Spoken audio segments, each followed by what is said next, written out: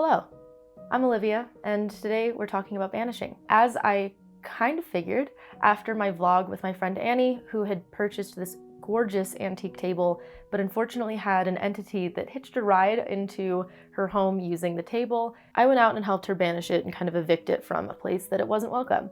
And a lot of people had a lot of questions, and I am happy to provide resources so that you can research and grow and strengthen your skill as a practitioner.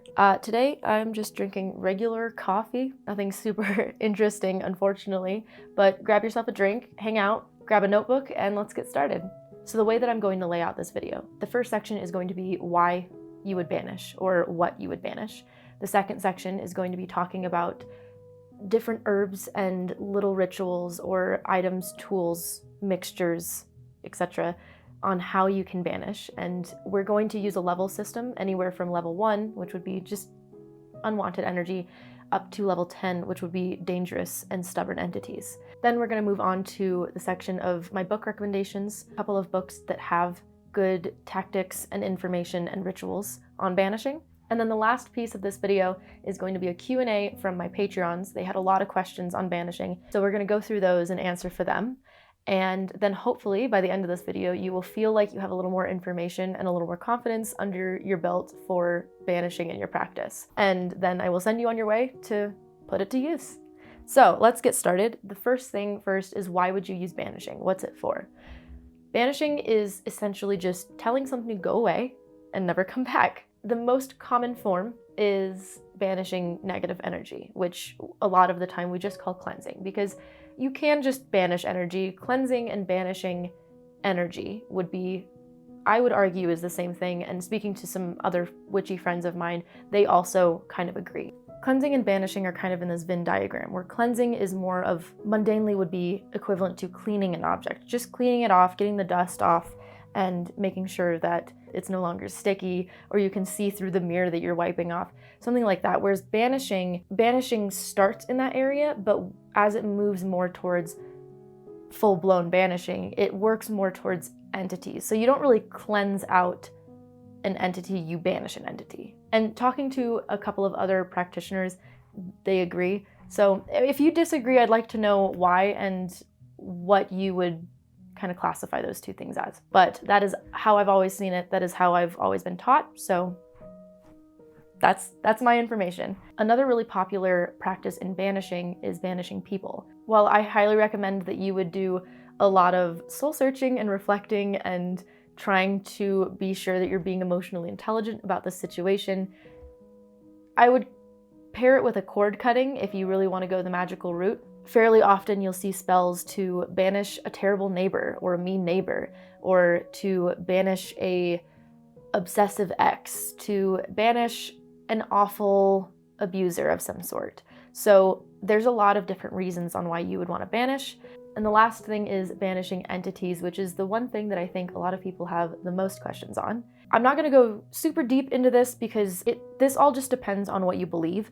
So I'm going to let you know the things that I've learned and things I've heard about. If you disagree, that's totally fine. There are the spirits of the dead, people who have passed. There are spirits just in general, whether that's land spirits or just kind of wandering spirits that were never living people, but they are active spirits. And then there are the other entities that are in the miscellaneous that most of the time you won't really come into contact unless you really reach out to them, or for some reason somebody sends them to you.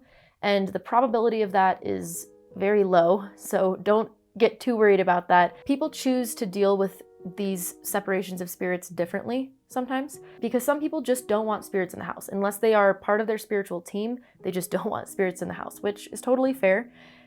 And if there are spirits of the dead who that practitioner doesn't know, most of the time they will be sent away.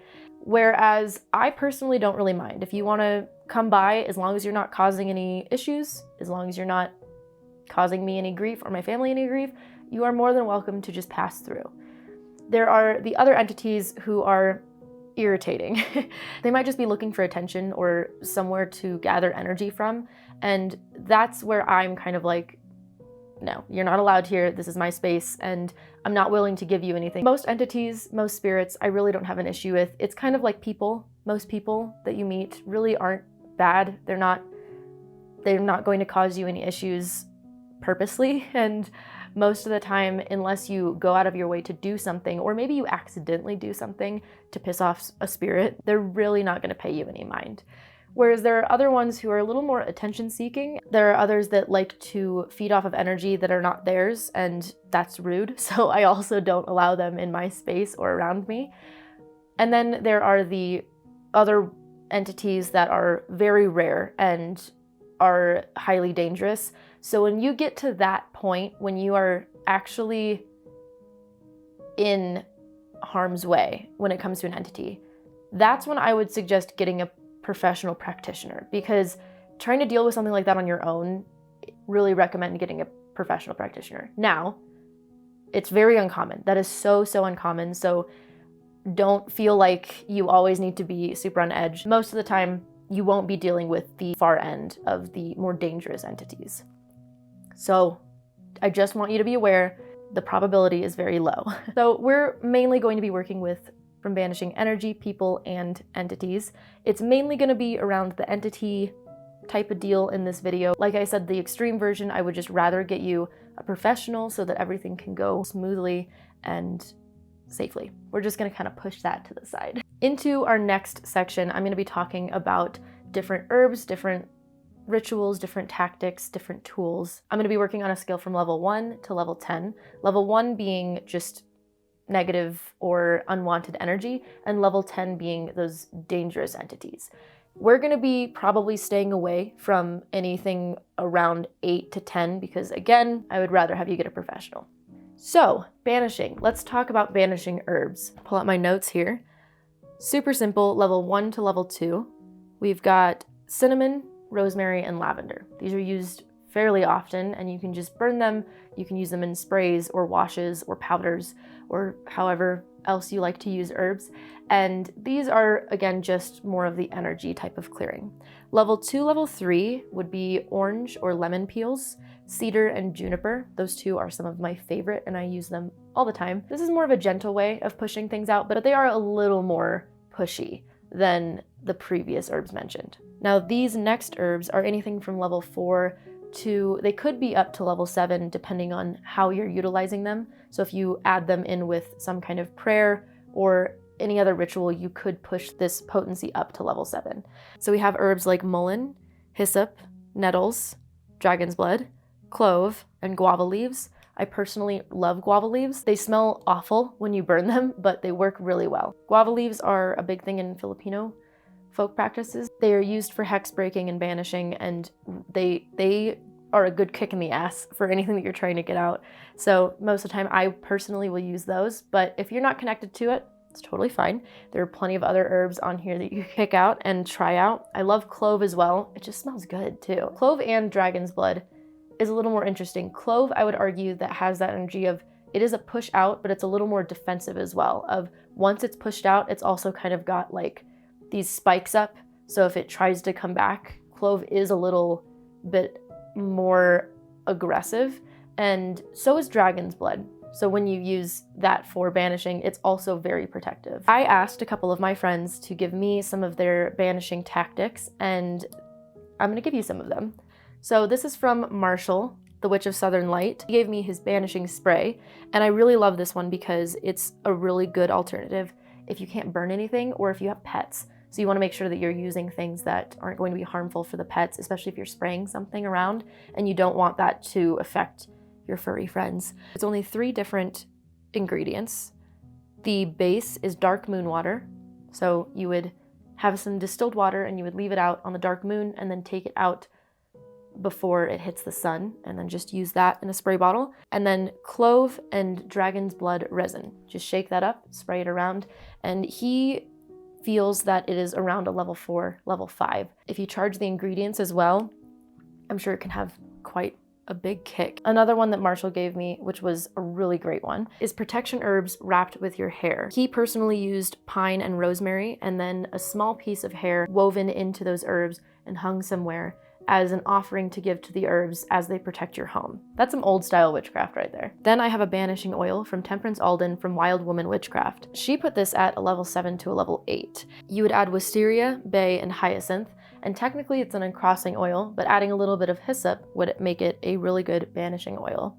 That is another one that I am going to have to try out myself. Georgina from Dot Darling says that she uses the Star Ruby every day and says that it works really well for banishing in her space. I'll leave a video on how to do that, a tutorial. My personal way is I like to work with my ancestors. I've got my spiritual team. If there's anything that comes in to my space that I don't think should be there, they're pretty good at standing at the doorway and going, mm-mm, mm-mm. A lot of folk traditions bang pots and pans, and you can use just loud noises, loud music, or bells ringing. That, I would argue, would probably get up to maybe a level 4. Further, if you like to work with spirits and you're comfortable with that, then I would call upon the local land spirits.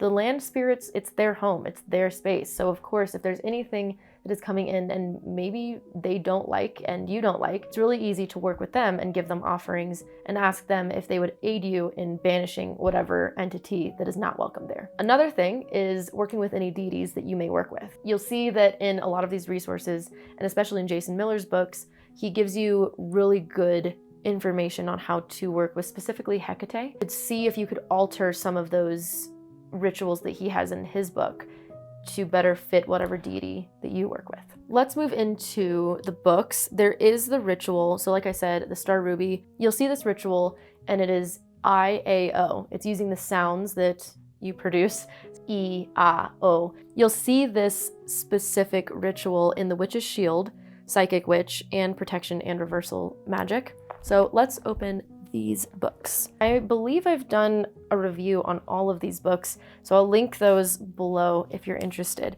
But the first one is Psychic Witch that has the E-A-O ritual. He walks you through that and has a couple of different pretty simple banishing rituals in here. The next one is the Witch's Shield. This one also has the E-A-O. I don't know if it's called something else. I'm not a ceremonialist. The E-A-O ritual. So there's that one.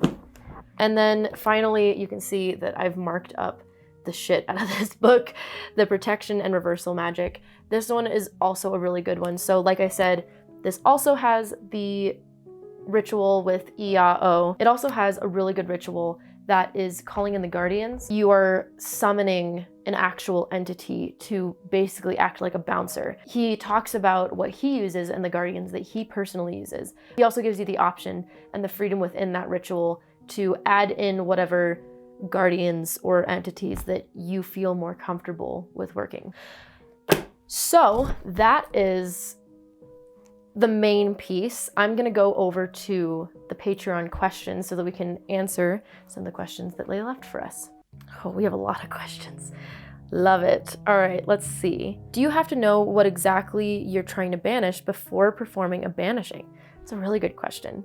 I think you should at least put it under the umbrella of what you're banishing, just because you kind of have to figure out what your skill set is and where you feel this entity is. I really believe that most of the time it's going to be something you can handle. The second question is, how do you know whether a banishing worked, especially if you're not super in tune with spirits and energies? Ooh, I think being in tune with specifically energies is a really important thing to work on, especially if you're going to be a practitioner, because that's like the base of what you're doing, right? So working on that and strengthening that skill is going to be really important.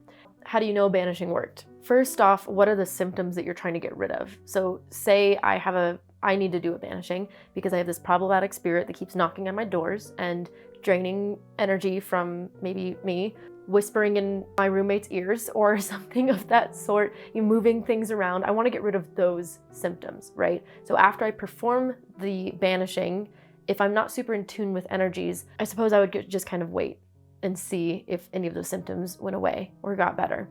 But again, I do think that learning to become in tune with spirits, learning to become in tune with energies is going to be a huge piece of your practice, because that's kind of what practicing is. And you know, some might be stubborn. Sometimes you might have to kick them out multiple times, and that's annoying, but You know, some spirits are just annoying. All right, next question. I'm still new to the craft, so I have a ton of questions. How do you know you need to banish something?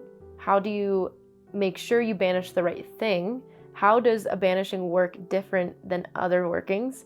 What does it feel like during the banishment? And how do you know it was successful, and what tools and materials can be helpful? Oh, you got a lot of questions. I love it. I'm here for it. Okay, so first question, how do you know you need to banish something? Again, like I said in the beginning, it just depends on what you're comfortable with. I know some practitioners that are only my spiritual team, only my deities, only my spirits, only my ancestors are allowed, nobody else. Whereas I'm a little more relaxed. As long as you are not ill-intended, you are not sent here for ill reasons or ill intentions, and you're not causing any problems, I don't really mind. You are free to come and go as you will, but if you are causing problems, then I'll personally take that step and be like, yeah, you need to get the fuck out of here. So that's kind of up to a personal comfortability level. How do you make sure you banish the right thing? That is such a good question. Banishing the correct thing boils down to understanding how and where to direct your energy. And I assume that comes pretty naturally, because if there's one thing that's bothering you, you're going to want that one thing to leave. You're not going to be projecting that energy out to the land spirits or, your home spirits or your ancestors or anything of that sort. How does a banishment working differ? Hold on. It's a big wall of text. My dyslexia is not being kind today. How does a banishment work? Oh my Lord. Be an old lady really quick. How does a banishment working differ from any other working? All right, we got it. I said in the beginning, it can overlap with a cleansing, but banishment is really pushing something away and telling it not to come back. Banishing is the polar opposite of an attraction spell. If you're trying to attract money, if you're trying to attract friends, trying to attract success or love, you're pulling things in. Banishing is shooing it away. What does it feel like during the banishment? I don't know. I think that will probably differ from person to person. Feel like it's an expansion, like it's kind of like a expansion of like a big sweep of pushing everything that I don't want there out and away. That's how it feels for me. How do you know it was successful? We answered that one. And what tools and materials can be helpful? And we also answered that one. Cool. All right, the next question, how can you be sure that the banishing not only worked, but the entity won't come back? Great question. The entity might come back. And like I said, they're annoying. But the big thing with banishing is after you banish, you need to protect. So after you do the banishing, after you push everything out, set up those protections, renew all of your wards, because then that's pushing somebody out the door, and then your protection is closing the door and locking it, right? So once you push somebody out the door and you don't close the door, you don't lock it, they're just gonna walk back in. So after you shove the unwanted person out the door, close the door and lock it, protect and ward. But sometimes they do come back. So you're just gonna have to, it's annoying, but Is there a way to banish bad blood in the family? As in, after there have been conversations and now closure from miscommunications within the family, there's still a horrible negative energy. Ooh, I don't know the situation. I think every situation is going to be very, very different. This is more of a letting go spell I think you're looking for. I would look more into cord cutting of grudges. It's hard to banish something when somebody's still holding on to it, right? So if there are people that are holding on to something, I would work more towards a cord cutting. So setting up some kind of thing that represents the person that's holding on to the grudge, and then cutting the cord of whatever grudge or situation or whatever, and doing a cord cutting I think would be better than doing a banishing. Are there different levels to banishing, mild to severe? Yes, we talked about that one. Under what circumstances would you do a milder approach versus a strong one? The urgency and the amount of problems that maybe an entity or a person is giving me So, I mean, if I have an annoying coworker and they just irritate me, I'm not gonna banish them to a different state, right? Like that's a little extreme just because they talk too much or they're just annoying. Whereas if there's a coworker who is maybe being overlooked despite the fact of having multiple reports to management about harassment of some sort, then maybe you might do something on the new moon and banish them to a different state. Same thing with entities. If it is an entity, because I've had my old apartment, I had a spirit who he just wanted attention and just wanted to let everybody know that he was there. That's it. He just wanted to be like, hey, I'm here.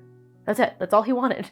And he'd come by, and sometimes if he felt like he was being forgotten about or something, he would just like open drawers and close them.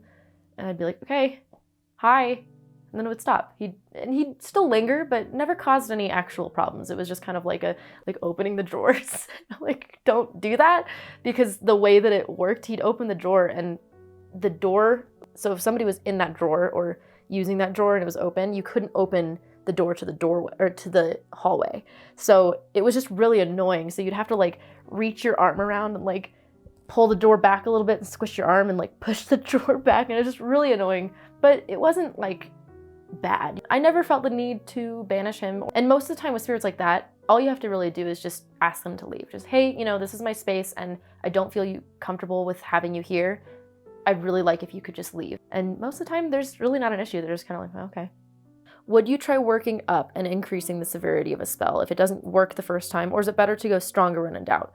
I think it depends on where you feel. If it's not super dangerous or not super problematic, I usually use smaller things and just kind of like get out and then work it up. But if I am not sure what I'm dealing with, so for example, when I went out to visit Annie, I didn't know what I was going to deal with. I didn't know if I was going to arrive, get a feel for whatever entity had hitched a ride on this table and just be like, oh, Annie, what'd you bring in here? I didn't know if it was going to be a huge problem. It just ended up being something that really wasn't that big of a deal, and I brought big guns. It was really overkill for what we needed. I do think that, bigger rituals, they just take a lot of energy. They take a lot of time.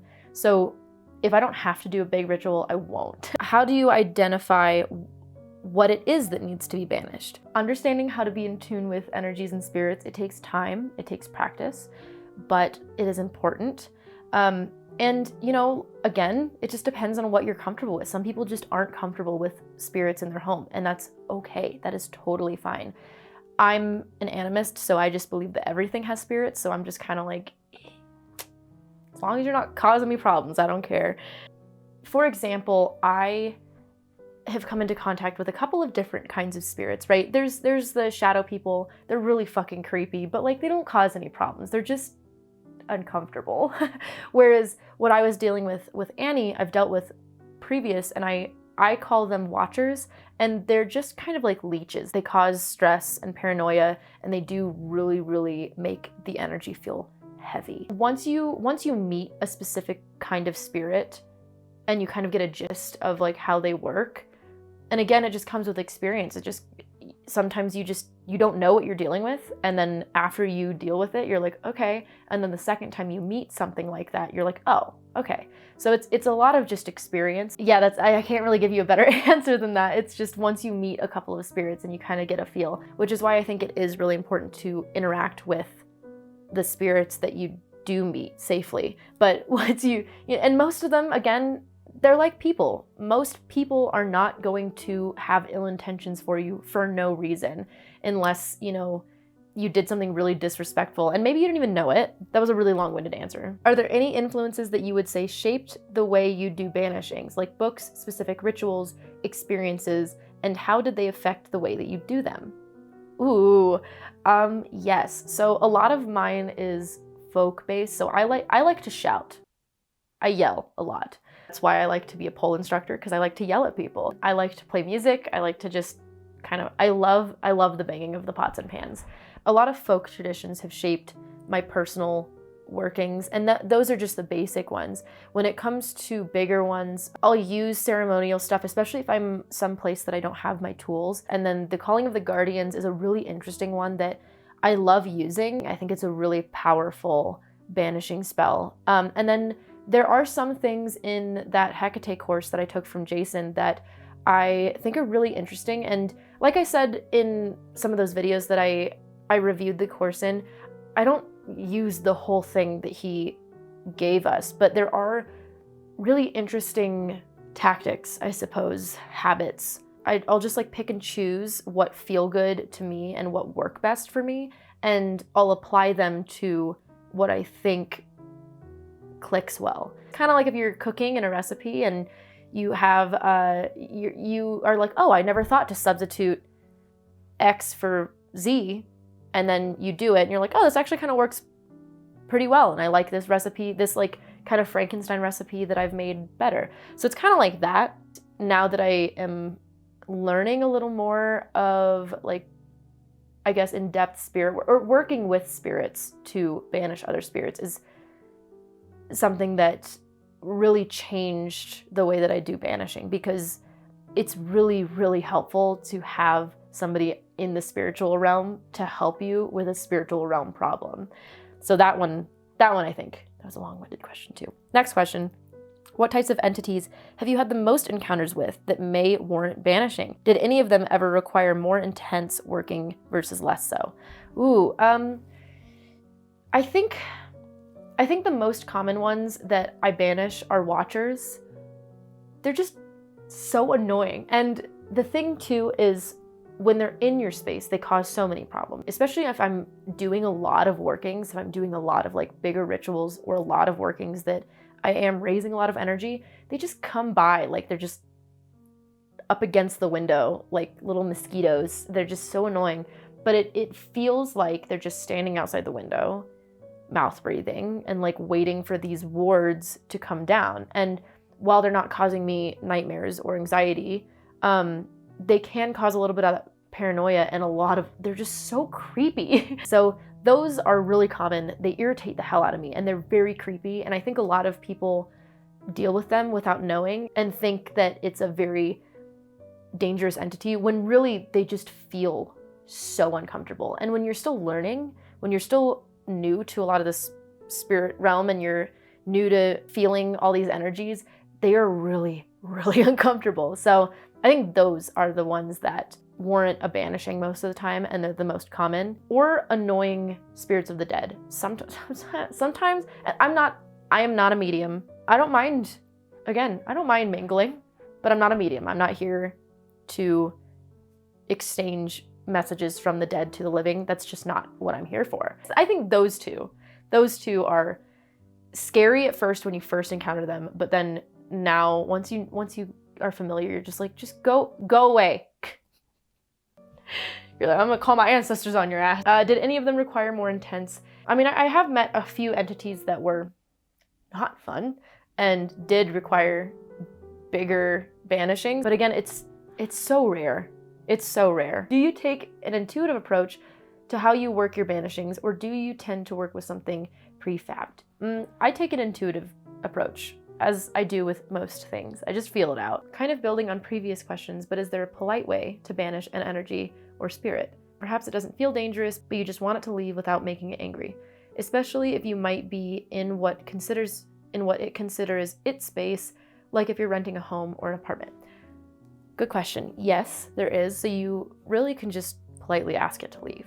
Most spirits really don't have an issue with leaving. Now, if you are in a space with, like you said, renting an apartment or renting a house, that was kind of like my situation that I touched on before, where there was a spirit in my apartment. I don't know if he was just there or if he felt like it was his space. I really don't know. But my current roommates had already asked him to leave, and they said that he was just like, all right, and then left, which I'm kind of sad about. Like, I liked him. Not the drawer thing, but I liked him. Yeah, some spirits might get upset, and then you might have to be like, okay, actually, like, I do need you to leave. And if they escalate it, then you might have to escalate it. But another long-winded question. What is the difference between banishing and cleansing? Oh, we went through that in the beginning. Is banishing an energy different from banishing an entity? Yes. How do we decide if we need to do a banishing or a simple cleansing will do? I know we should cleanse often, but what about banishing? I think it depends on how heavy. I would use the word cleansing and banishing interchangeably when it comes to energy itself. There was a huge argument in a room, and it was nasty, and the energy is just gross. And you want to banish that energy. You want to banish that gross, heavy feeling.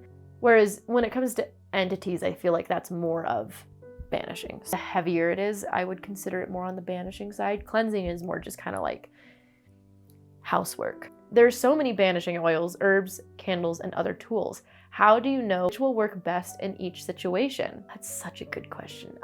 Try checking out this video. I talk about spell ingredients and kind of the importance of understanding the energies and why you're working with a very specific ingredient. And it just comes down to what works best for you too, because some people love banishing oils over herbs, or candles over sprays, or ceremonies over banging pots and pans. You know, it really just depends on what you feel works the best. I've got a freezer spell that I did a week ago with a selfish ass neighbor above me who wakes me up late at night regularly, and I'm seeing some positive results. So a freezer spell is not a banishing spell. It's a freezer spell. And a freezer spell is, I've just hit the pause button, right? It's a pause button. A freezer spell is not something that I would ever suggest as a permanent fix. Definitely, a freezer spell is something to be like, okay, stop your shit for just a second so I can think and actually figure out a real solution on how to fix this situation. So do not leave them in the freezer spell for way too long. I would say personally maximum 3 months. Like that's kind of pushing it. But maybe I think with a neighbor, with people, like with living people, situations always get sticky and always complicated. So again, I don't know the situation. I would have to know the situation in depth in order to confidently give you what I would prescribe magically. As always, you want to work magic and the mundane simultaneously. You want to have them balanced and work together. So when you are working with something like a noisy neighbor or an asshole of a neighbor, right? Maybe try a sweetening spell. Maybe try sweetening them because maybe they're in a terrible situation in their life and maybe they're just not emotionally intelligent on how to not project that onto other people. You know, you don't ever really know the other person's situation as well. So try a sweetening spell also while they're in the freezer. Mundane and magical together. Don't, if you're doing a sweetening spell, be sweet to them. Have you ever asked a spirit or entity you plan to banish them? Oh, you plan to banish and why they are there. Not just what their purpose is, but the motivation. I know that watchers can be uncomfortable and they aren't inherently evil or bad. Why were they watching? That's such a good question. So like I previously said, watchers are kind of like spiritual leeches, which in turn makes everything super heavy and causes the paranoia, and their presence is just gross. So yeah, they're watching because, I call them the watchers because they don't touch you. They don't do anything to you physically, but they do cause a lot of negative symptoms. And the reason I call them watchers is because they feel like they are just standing there, like breathing, watching. I've never really asked like why they're there. Again, I'm not a medium. I don't feel the responsibility to pass messages from spirits or the dead to the living. Maybe once in a blue moon, but most of the time the messages are for me, so I don't really have to talk to, it's just my ancestors and me just shooting the shit. And whereas I'm not a medium. I'm not here to be the mediator for them. So no, most of the time if they're in here and they're causing problems, I'm just like, not in my house, not on my Christian Minecraft server. Get out. Next one. What is in your go-to banishing toolkit? If you don't mind sharing, that is. I use things intuitively, especially for workings like this, because sometimes you don't know what you'll need until you get there. But what are the diehards that are your must-haves? And I would love some book recommendations if you have any. So I gave you the book recommendations. My diehards, guava leaves. Those things are like a kick in the ass. And again, they smell awful when you burn them. So I only use them when I need to use them, but they are potent, at least That's my experience. Cloves, I love cloves. Again, my simple banishings that I like to use is juniper and cedar. I like those just as a regular cleansing banishing. But my go-to, guava leaves, cloves, and if I need to bring out bigger, heavier things, I would use the Guardians, the Calling of the Guardians that Jason Miller has in his Protection and Reversal book. And then my ancestors, man, I call them, or I like to work with whatever spirits are around me, like the land spirits especially. They don't fuck around. How do you make sure the entity won't come back after banishing? What do you do if it comes back? And what to do if the entity will be ready for another banishing and protect itself in some way? Also, could you tell us more about the Watcher? Ooh, okay, so sometimes, like I said, some entities are just dicks. They just come back and they're annoying. And it doesn't happen often. It's, like I said, equate it to people, right? Like most people, when you tell them like, hey, I blocked you on everything and I don't want to talk to you, most of them, yeah, they'll be like, that was rude. The only thing that I could think of is if somebody sent you an entity, then maybe they'll be a little more persistent. Or if this entity is just a dick, and sometimes you meet those, just sometimes you do. And it's not that, you know, like come back guns blazing or anything. This is talking on more of the level 8 to 10 side. If they keep coming back, that's persistence, and if it's bad, get a professional. Otherwise, it might just have to be an over and over thing of just like get the hell out, and then stronger wards, because the stronger your wards are, the harder it's going to be for them to get in. The more layers of wards you have as well, very helpful. Can a banishing spell / ritual backfire?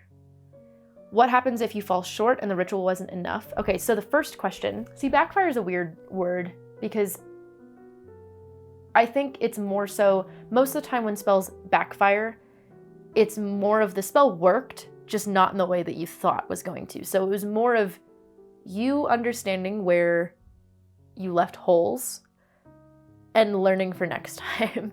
Yes, it's a backfire, but the spell worked.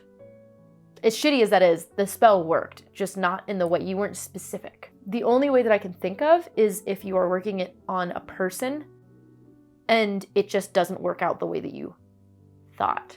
So, you know, if you're banishing somebody from your life is very complicated. So if you're not specific enough and you don't kind of set up all the dominoes correctly to fall in the way that you want to fall, the spell is just going to find a way. Really only in that situation with a person, not so much entities. Entities are a little easier, in my opinion. What happens if you fall short and the ritual wasn't enough?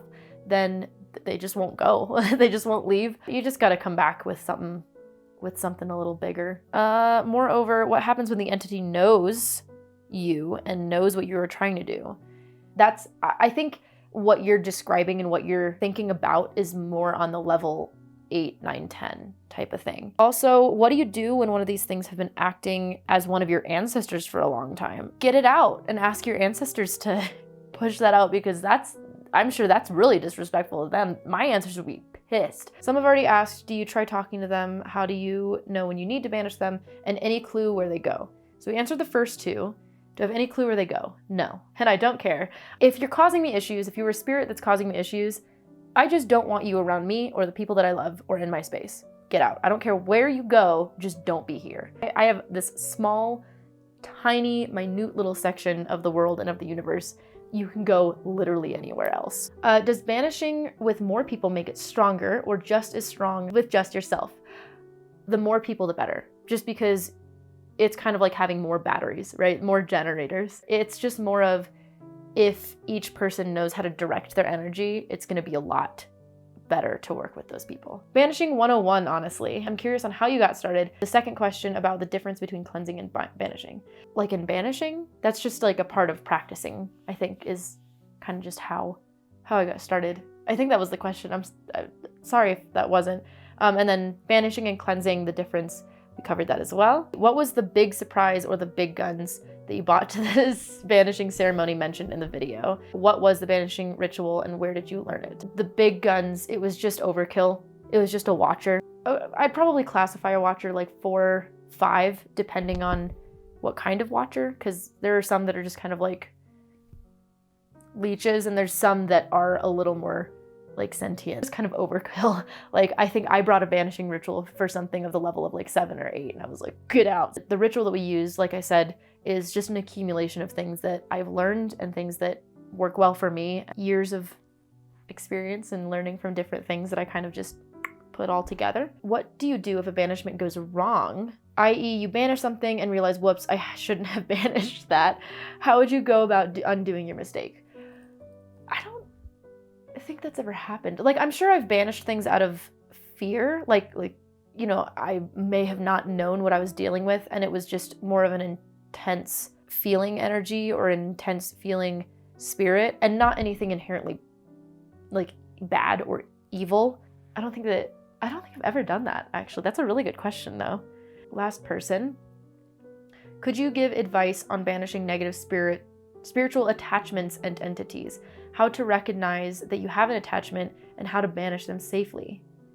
Spirits like to attach themselves to people or things sometimes for a plethora of reasons. Again, it just depends on if you're comfortable with this thing being attached to whatever thing or person or whatever. Personally, I don't really like spirits being attached to me unless they are part of my spiritual team, like my ancestors, for example. You know, like, they're probably going to be attached to me. But if it's just some rando that passed by and was like, yeah, that's cool energy, and I'm like, who are you? Then yeah, you're gonna get the hell off me. I would do a cleansing of the person or the space or the thing first, and then do a banishing. So first you would want to disconnect the spirit from whatever it's connected to, and then banish the spirit itself. Let's see, I think that's all the questions. Oh wait, do you have any personal experiences with negative entity attachment? I've definitely had entities that will attach to me, and that's kind of just something that, you know, being a practitioner, if you don't have your wards up, or especially, oh man, when I was a new practitioner and I didn't wear any, very subtle, small protections can make the world of difference. It's wild. That is all. That's it. We've covered all of the questions. If you have any other questions, leave them down in the comments below. This community is wonderful and they like to help each other out, and most likely if you have that question, somebody else has that question. You can also check out the Discord that's linked down below. People are super helpful in that Discord. It's a really good, helpful community. But that is all for this video. I really hope that you enjoyed. I hope that this helped, and I hope that you feel a little more confident or have a better understanding of banishing.